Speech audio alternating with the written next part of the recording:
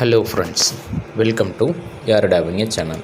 இன்றைக்கி நம்ம பார்க்க போகிறது ஒரு சீரீஸோட ரிவ்யூ. இந்த சீரீஸில் முக்கியமான கேரக்டரில் வந்து பார்த்திங்க அப்படின்னா வாயில் பேரை நுழைய முடியாத அளவுக்கு உள்ள ஒரு பேர் கென்டோ, டோ, அஷாஹினா, அயாமே, இந்த மாதிரி நிறைய பேர் நடிச்சிருக்காங்க. இவங்க நடிச்சிருக்க இந்த சீரீஸோட பேர் வந்துட்டு உங்களுக்கு நான் கடைசியில் சொல்கிறேன். இது வந்து ஒரு ஸ்குவிட் கேமுக்கே டஃப்பு கொடுக்க மாதிரியான ஒரு நல்ல சீரீஸ் தான். மொத்தமாக நான் 3 சீரீஸ் பார்த்துட்டேன். மொத்தமாக நான் 3 சீசன் பார்த்துட்டேன். 3 சீசனையும் சேர்த்து ஒரே ரிவ்யூவாக கொடுத்துடலாம் அப்படின்றதுக்காக தான் இந்த ரிவ்யூங்க.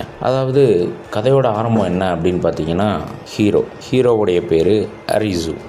அவரோட ஃப்ரெண்ட்ஸ் எல்லாருமே கொஞ்சம் ஜாலியாக இருக்கக்கூடிய கேரக்டர். இவர் வந்து பார்த்திங்கன்னா வீடியோ கேமில் அடிக்ட் ஆனவர். வீட்டில் அவங்க அப்பாவுக்கு வந்து பார்த்திங்கன்னா அவர் திட்டிகிட்டே இருக்குவார். ஏன்னா அவருக்கு அந்தளவுக்கு பொறுப்பு இல்லை அப்படி இப்படின்னு சொல்லிட்டு.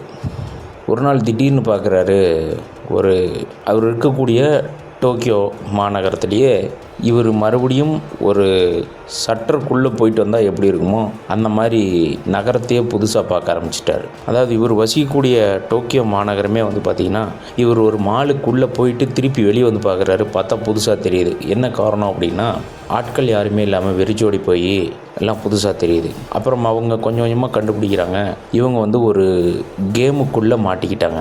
அதாவது கைண்ட் ஆஃப் என்ன சொல்லலாம் அப்படின்னா, ஒரு பேரலல் யூனிவர்ஸில் போய் மாட்டிக்கிட்டாங்கன்ற மாதிரி வச்சுக்கோங்களேன். ஸோ அந்த இடத்துல இவங்க ஒரு கேமுக்குள்ளே மாட்டிக்கிறாங்க.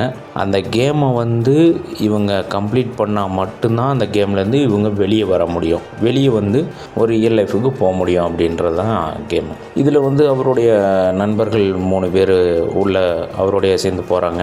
அதுக்கப்புறம் யாருன்னே தெரியாதவங்கலாம் நிறைய பேர் அந்த கேமில் பார்ட்டிசிபேட் பண்ணுறாங்க. ஒவ்வொரு கட்டத்துலேயும் ஒவ்வொரு கேம், விதவிதமான கேமுங்க. ஃபஸ்ட்டு சீசனில் வந்து பார்த்திங்கன்னா ஜேவை கண்டுபிடிக்கணுங்கிறாங்க. செகண்ட் சீசனில் கிங்கை கண்டுபிடிக்கணுன்றாங்க.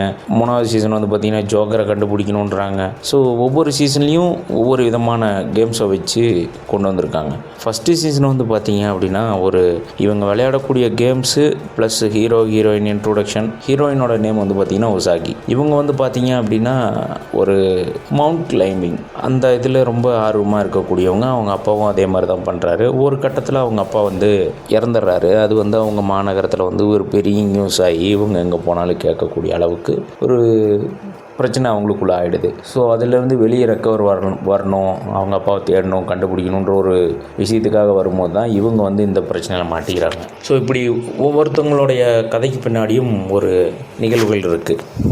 இந்த மாதிரி பாதிக்கப்பட்டவங்க எல்லாருமே வந்து பார்த்திங்க அப்படின்னா இந்த கேமுக்குள்ளே இருக்காங்க. இந்த கேமுக்குள்ளே வந்த பின்னாடி அவருக்கு சில பேர் ஹெல்ப்பும் பண்ணுறாங்க, இவருக்கும் நிறைய பேர் ஹெல்ப் பண்ணுறாங்க, இவரும் நிறைய பேருக்கு ஹெல்ப் பண்ணுறாங்க. ஆனால் இவர் கொஞ்சம் ஸ்மார்ட்டரான ஆளுன்னு வச்சுக்கோங்களேன். இந்த கேம் இப்படி தான் இருக்கும், இதோட ரிசல்ட் இப்படி தான் இருக்கும்னு கொஞ்சம் கெஸ் பண்ணி விளையாடக்கூடியவர். அப்படி விளையாடி ஒரு சீசனை வந்து இவர் கம்ப்ளீட் பண்ணுறாரு. அடுத்த சீசனில் மறுபடியும் அந்த கேம்லேருந்து வெளியே போகிறதுக்கான விஷயம் என்ன, அந்த கேமை நடத்துகிறது யார் அப்படின்றத வந்து அடுத்த சீசனுக்கு கொண்டு வரணுன்றதுக்காக முதல் சீசன்லேயே ஒரு ட்விஸ்டோட வச்சு முடிக்கிறாங்க. அதுதான் முதல் சீசன். 2வது சீசன் அதிலிருந்து யார் இந்த கேமை கொண்டு போகிறாங்க, இதுக்கு யார் காரணம் அப்படின்றத கண்டுபிடிக்கிறதுக்காக ஒரு சீசன் வைக்கிறாங்க. அங்கே போய் பார்த்தா அந்த கேமோட முக்கியமான ஆள் இவங்க நினச்சிட்டு இருந்த ஆள் கிடையாது. ஆனால் இவங்க நினச்சிட்டு இருந்தவங்களும் அந்த கேமில் இருந்திருக்காங்க. ஒரு கட்டத்தில் அவங்களையும் இவங்க இழக்க வேண்டியதாகிடுது. கடைசியில் தான் வந்து பார்த்திங்க அப்படின்னா இவங்க நினச்சவங்க இல்லாமல் வேற ஒருத்தங்க அந்த கேமை நடத்திட்டு இருக்க ஆளுன்னு வச்சுக்கோங்களேன். ஸோ அவங்கள போய் நேரில் மீட் பண்ணுறாரு. மீட் பண்ணி உன் போதைக்கு நான் தான் ஊறுகாயா, என்ன நினச்சின்னுங்கிற அப்படின்ற மாதிரிலாம் பேசிட்டு வந்துடுறாருங்க. திடீர்னு பார்த்தா கேமில் இருக்கிறாருன்ற மாதிரி காமிக்கிறாங்க. திடீர்னு பார்த்தா அவரை வந்து ஒரு ஹாஸ்பிட்டலில் இருக்க மாதிரி காட்டுறாங்க. பார்க்குற நமக்கு அவர் மனநோயாளியா இல்லை நம்ம மனநோயாளியா அப்படின்ற அளவுக்கு நம்மளை போட்டு குழப்பி எடுத்துடுறாங்க. அதுவும் அந்த 2வது சீசன் முடிஞ்ச பின்னாடியும் 3வது சீசன் தொடங்கும் போதும் 3வது சீசன் முடியும் போதும் வந்து பார்த்திங்க அப்படின்னா இவங்க நம்மளை போட்டு குழப்பணுன்றதுக்காண்டியே ஏதோ ஒன்று பண்ணி வச்சுருக்காங்க அப்படின்றது நல்லா தெரியுது. முதல் 2 சீசனை கம்பேர் பண்ணும்போது 3ஆவது சீசன் கொஞ்சம் ஸ்லோ தான். ஆனால் 3ஆவது சீசன் போகும்போது ஹீரோவுக்கும் ஹீரோயினுக்கும் கல்யாணம் ஆகிட்டு அவங்களுக்கு ஒரு குழந்தையாக போகுதுன்ற அளவுக்கெல்லாம் கொண்டு போயிருப்பாங்க. அதிலிருந்து எப்படி வெளியே வராங்க அப்படின்றத சொல்லுவாங்க. என்ன காரணம் அப்படின்னா, இவங்க வந்து 2வது சீசன்லேயே கேம் விட்டு வெளியே வந்துடுவாங்க. ஆனால் வெளியே வந்துட்டு மறுபடியும் அந்த கேமுக்குள்ளே போகிறாங்க. எதுக்கு போகிறாங்க அப்படின்னா, ஹீரோயின் வந்து அவங்க அப்பாவை தேடி போகிறாங்கன்ற மாதிரியும் ஹீரோயினுக்காக இவர் போகிறாருன்ற மாதிரியும் சொல்கிறாங்க. சில கட்டத்தில் வந்து எதுக்குடா இவங்க உள்ளே போகிறாங்க, எதுக்குடா மறுபடியும் வெளியே வந்தாங்க அப்படின்ற மாதிரி இருக்கும். ஆனால் நம்மளை ஒரு குழப்பி ஒரு மாதிரியான சீசனை வந்து கொண்டு போய், ஆனால் கடைசி எபிசோடெலாம் வந்து பார்த்திங்கன்னா 3rd சீசனில் அருமையாக பண்ணியிருப்பாங்க. ஒரு ட்ரெயின் சீக்வன்ஸ் எல்லாம் இருக்குது. ட்ரெயினுக்குள்ளே வந்து விஷவாயு வந்து பரவ விட்டு அதில் யார் தப்பிக்கிறா பிழைக்கிறான்ற மாதிரியான விஷயங்கள்லாம் நிறையா பண்ணியிருப்பாங்க. இதெல்லாம் பார்க்கும்போது ரொம்ப அருமையாக பண்ணியிருப்பாங்க. கடைசியாக ஹீரோவும் ஹீரோயினும் சேர்ந்துட்டாங்களா இல்லையா, இல்லை பிரிஞ்சிட்டாங்களா, ஹீரோயினுக்காக ஹீரோ என்ன பண்ணார், இந்த கேம் விட்டு வெளியே வந்தாங்களா இல்லையா, இந்த கேமோட மூல காரணமான அந்த ஒரு ஆள் யார், இவர் ஏன் இப்படி பண்ணுறாரு அப்படின்றத வந்து ஒரு மாதிரியாக கொண்டு போய் நல்லபடியாக முடிச்சிருக்காங்க இந்த சீரீஸை.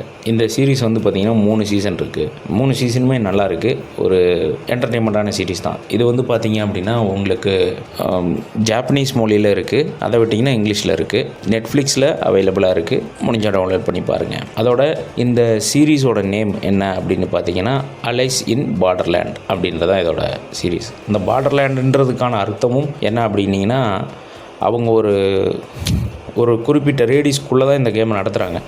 அந்த ரேடியஸை தாண்டி ஒரு செகண்டு இல்லை ஒரு பர்சன்டேஜ் வெளியே போகிறோம் அப்படின்னா நம்ம காலி அப்படின்றது தான் மீன் பண்ணியிருப்பாங்க. அதுதான் அந்த ஒரு பார்டருக்குள்ளே தான் அவங்க இருந்தாகணுன்ற மாதிரியான ஒரு கட்டமைப்பு கொண்டு வந்திருப்பாங்க. நல்லாயிருக்கும் இந்த சீரீஸ். வந்து முடிஞ்சால் டவுன்லோட் பண்ணி பாருங்கள். அதோட நம்ம சேனலை சப்ஸ்கிரைப் பண்ணாத நண்பர்கள் சப்ஸ்கிரைப் பண்ணிவிடுங்க. மீண்டும் இன்னொரு வீடியோவில் சந்திப்போம். அதுவரை நன்றி, வணக்கம்.